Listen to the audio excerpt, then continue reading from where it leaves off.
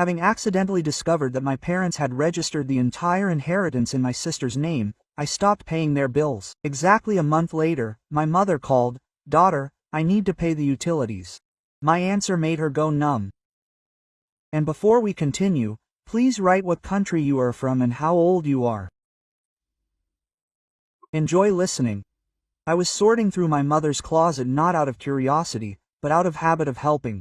On the top shelf lay not only sweaters and old shawls, but also neat envelopes with the word "important" written on them, folded away from my father's eyes. My mother always believed that paper should be hidden where no one would poke around unless absolutely necessary. The first thing I came across was the will, thick white paper, numbered pages, a familiar notary seal. I bequeath all movable and immovable property to my youngest daughter, Elena Viktorovna. I read to the end and put the sheets back as neatly as they lay. Then I reached for another envelope. Inside was a copy of the life support contract with dependency. A year ago, Lena's parents transferred the right to the dacha and the deposit to her. In exchange, Lena was obliged to pay utility bills, buy food, organize care and medication. We signed at a notary's office, registered the transfer of ownership in the Unified State Register of Real Estate. Her name was on the extract. I was sitting on the floor next to the closet, holding the paper, and a cold sweat broke out on me. Not because everything was my sister's, but because I was paying for responsibilities that were already the responsibility of another person, not me. This sudden stinging feeling of injustice turned out not to be an insult, but clarity. As if the film had been removed from my eyes, and it became clear that I was doing someone else's work, and they were still thanking me for understanding, as if this was not a system, but a whim. I put the documents in a new transparent file, took the phone from the table, took a photo of the pages, then made some tea, sat down by the window and wrote a letter. I wrote without anger. I listed the dates, contract numbers, indicated the points where Lena's obligations were spelled out, and calmly said, "Starting this month, Elena Viktorovna is obligated to pay for utilities and buy medicines.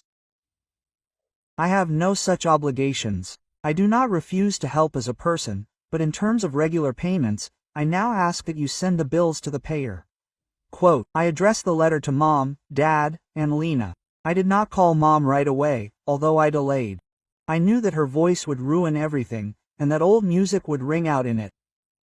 "Nadia, you understand." An hour later, Lena sent a short reply. "We discuss calls and letters of this kind in the family without strangers. Don't embarrass yourself." I closed the screen. There was nothing to argue about. The next day, a correct receipt for familiarization came from the notary. Noted. Let me explain. Failure to fulfill obligations under the annuity agreement may be grounds for its termination in court. I recommend that the parties comply with the terms. Dry. Enough. The week passed exactly.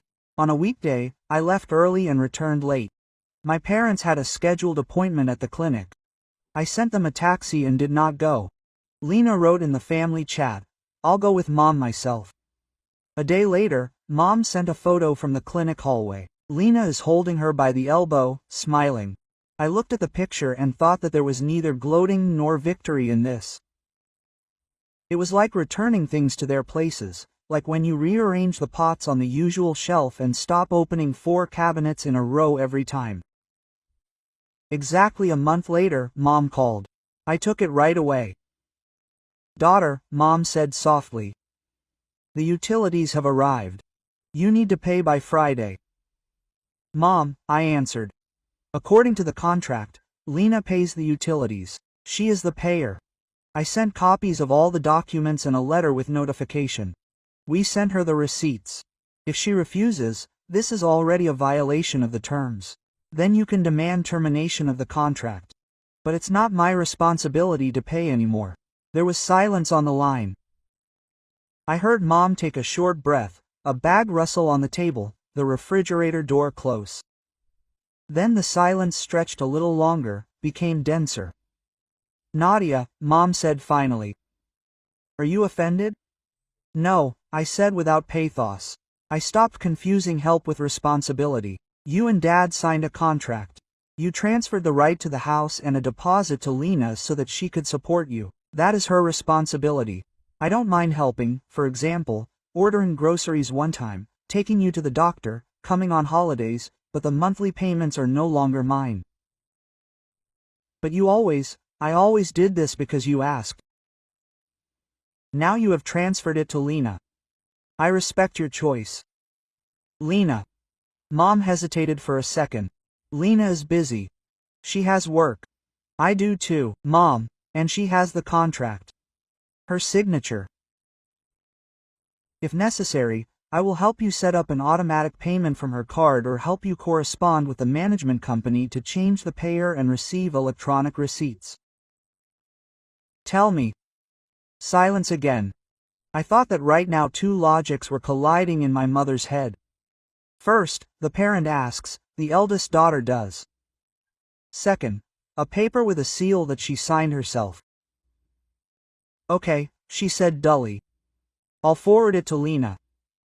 Don't be offended, okay? I'm not offended, I repeated. I'm growing up.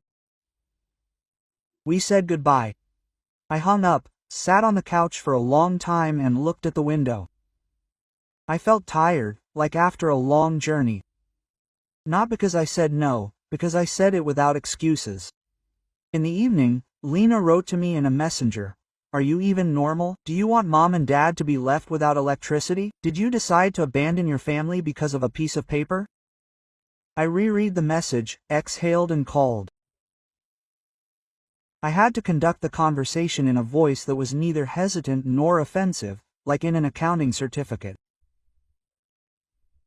Lena, I said, you received the house and the deposit not because of love for you, as the youngest, but under a lifelong maintenance agreement. The agreement says that you pay for utilities and medicine. This is not a request, it is a condition. I helped before because I thought that otherwise it would be bad. Now it will be good if you start doing what your signature is on. You can be angry with me. I will endure, but you will pay. I am inconvenienced now, she snapped. I am paying for the car, and anyway, my quarterly bonus is not until next month. Set up auto payment, I said. Or agree with the management company on an installment plan. If it does not work out, tell mom and dad. But the story of my sister paying out of habit is over. And also do not say family. Family is the impossibility of demanding from one member more, because it always pulls. Quote, you are so cold, said Lena. She hung up. A short one came after. Okay. I did not answer. A week later, mom called again, not about utilities, but about medicine. She was prescribed a new drug, and it turned out to be expensive, like everything new and necessary. I said, send the prescription to Lena. According to the contract, this is her responsibility. Nadia, mom said in a different voice, tired and more honest. I don't understand how we even got to this point. We wanted you not to argue, but it turned out the opposite. Maybe we did something stupid. Did you decide what you thought was right? I answered. But we chose a means that requires responsibility. Quote, it is not in words, it is in payments and checks. It is more honest, we will make a list. This will discipline both you and her, and will remove the conversations. You could, and you should. Let's try this. Mom fell silent. I heard her sigh and note something in a notebook. Probably, she presses the button of an old pen, which sometimes jams. A few days later, Veronica Mikhailovna, a notary, called me. Her voice was like that of a person who knows how not to interfere and at the same time keep the situation in focus. Nadezhda, good afternoon. I have read your letter. I would like to suggest that you and the parents meet the three of us. Not to argue, but to record the procedure for executing the contract. This can be done with an additional agreement. We will write out a list of responsibilities with specifics. Utilities until the 10th, groceries once a week according to the list, medications according to prescriptions with a photo report of receipts. We will indicate who confirms and how execution. You can involve a social worker for independent recording. Not necessary, but useful. Will this help? I asked. It will reduce noise, she said. The legal contract already contains these obligations, but it is easier for people to live when there is a list with check marks, less room for resentment. We agreed to meet. The notary's office was warm, smelled of paper and fluorescent lamps. Mom came in a dark blue coat, Lena in a white sweater with wide sleeves, from under which a bracelet protruded. She held herself confidently, but her fingers betrayed her nerves. Dad came silently, sat at the edge of the table, put his hands on his knees and pretended that he was not there. Veronica Mikhailovna laid out the sheets of paper, took out a thin pencil, and laid it sideways like a ruler. "We are not discussing the past now," she said. "We are negotiating about the future. The contract you signed a year ago says, the annuity payer undertakes to continue the list. We will simply describe in detail how this is to be done. This is convenient for everyone. Quote, and if I can't?" Lena said immediately, looking at her mother, not at the notary. "Then it is a violation," Veronica Mikhailovna answered calmly. "It does not mean that you will be jailed. It means that the annuity recipients have the right to go to court with a demand to terminate the contract. Then the property is returned to them, and they decide its fate without you. You knew this when you signed it. I explained it to you." Lena looked at me. "Are you happy that we were quarreled?" She threw. "I am happy that we are stopping pretending," I said. "You wanted a house. You got it. Received and the obligation. Now it will be fair if you hire them. If you can't, then tell them. Then the parents will decide what to do with the contract themselves. Stop holding on to the words family as a magic wand for your own obligations." We signed an additional agreement. The first month, Lena lost her temper over the medicine, sent Mom the money later than necessary, and asked her to borrow from Nadia for now. Mom called me with a different voice. Quote, "Nadia," she said. I told Lena that we had an additional agreement and that it was her responsibility. She was offended, but then paid. "Don't be mad at me for calling. I just want you to know." "I'm not mad," I said. "You're great for holding out." A month later, you were earning everything. A folder appeared on Mom's desk with the inscription, "Lena, reports." It contained printed checks, receipts, and sometimes even short notes. On the 23rd, I brought groceries: chicken, buckwheat, apples. In the medicine column, there were prescriptions with notes marked as paid. Mom learned to take pictures of receipts and put them in an album on her phone. She was happy, like a schoolgirl who had succeeded. Dad began to smile more often. He never said a word about papers, but once, walking me to the door, he quietly said, "You're great." "I can't do that. I was always afraid to say no, so as not to offend. You and your mother are different. You pull everything onto yourselves, and you came up with the idea of pulling honestly." Quote, "It's not me," I said. "It's the contract." "And you," he repeated stubbornly. By spring, we had our first reconciliation, sat down at the kitchen table, took out the additional agreement, and put check marks. Lena brought a notebook where she wrote down expenses. She proudly showed the automatic write-off of utilities. Lena lingered in the hallway as we said goodbye. Quote, "Listen," she said. "I'm still upset. I feel like you're ratting me out." "I'm not ratting you out," I replied. "I help you grow up. This applies to me too. When I can't do something, you'll tell me, no, and that will be right. And now it's your turn to keep your word. If at some point you really can't do it, tell me honestly, we'll think of another way. But for now, you can." "I can," Lena said quietly. "I'm just scared. It always seemed that if you pay something, you'll come, you'll decide." "I'm tired of living by this logic too," I said. "That's why we changed her." She nodded and for the first time didn't look like a little sister.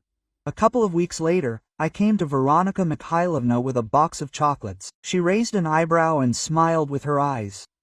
"This is a risky move," she said. "Get a notary hooked on sugar, and he'll start flattering clients." "You can do it without sugar," I said. I wanted to say thank you.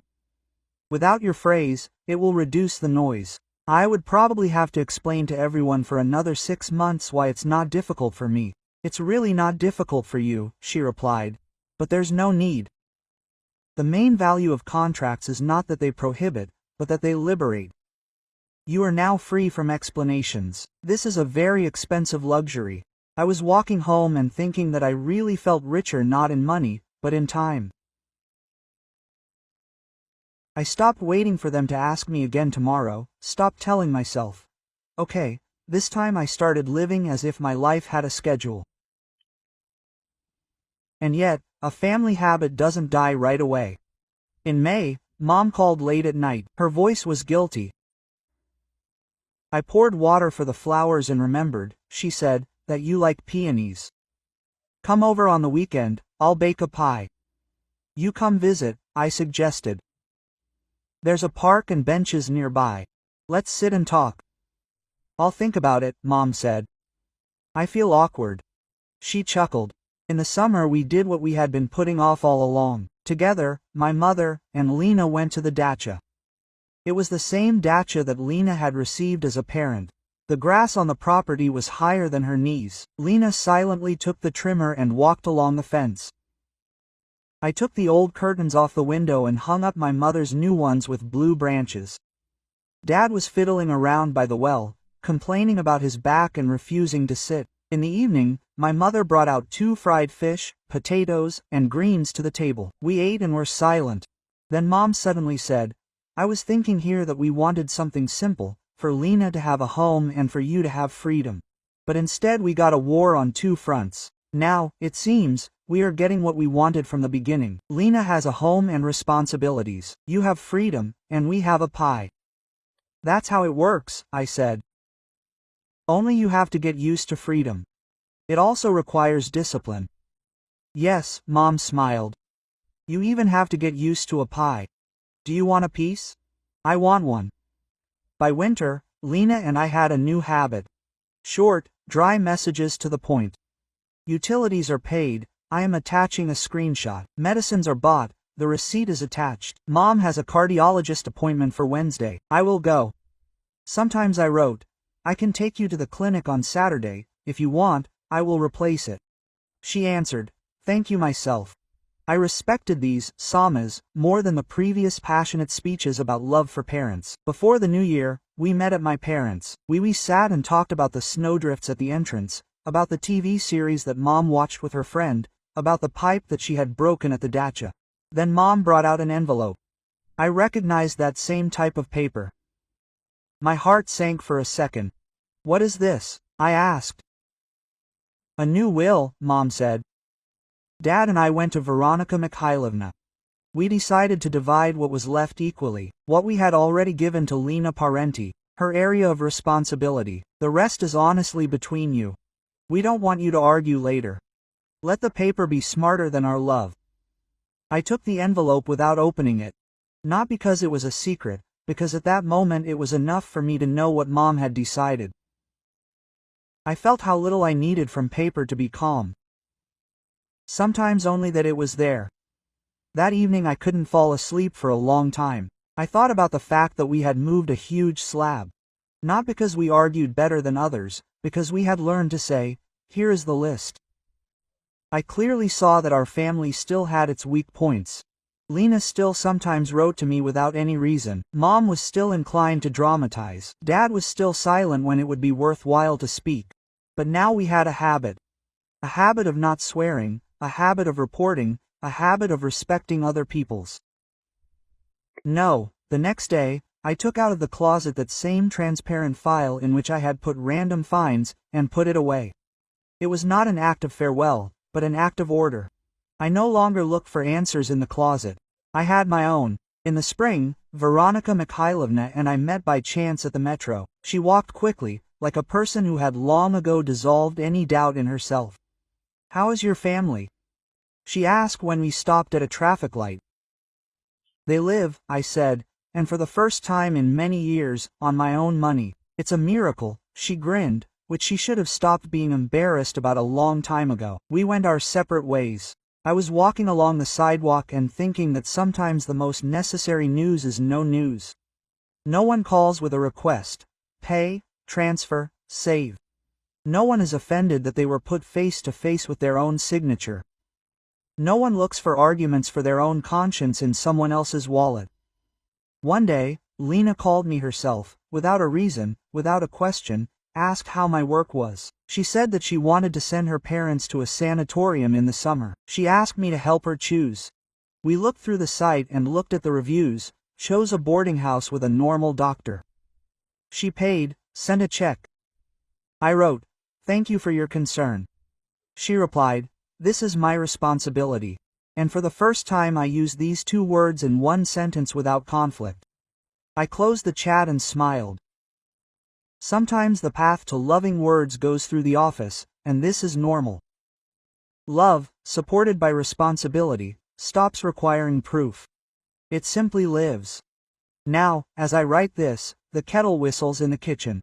On the refrigerator hangs a small piece of paper with a graph of my mother's blood pressure, which she now keeps herself. In the hallway is a box of groceries that Lena brought yesterday. On the table is a book with a bookmark on the page where someone smart wrote, "Boundaries are the lines along which respect flows." I put the bookmark back and thought that we now have a river in our family. It flows not violently, but smoothly, and its banks are our signatures.